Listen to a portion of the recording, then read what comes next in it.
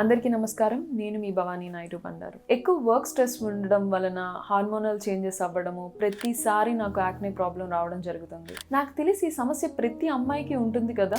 నా యాక్నే ప్రాబ్లంకి సొల్యూషన్ కోసం నేను కలర్స్ హెల్త్ కేర్ గచ్చిబౌలి బ్రాంచ్కి రావడం జరిగింది. ఇక్కడ నా స్కిన్ ఎక్కువ సెన్సిటివ్ ఉండడం వలన, యాక్నే ప్రాబ్లం ఉండడం వలన ముందుగా నా స్కిన్ని అనాలిసిస్ చేయడం జరిగింది.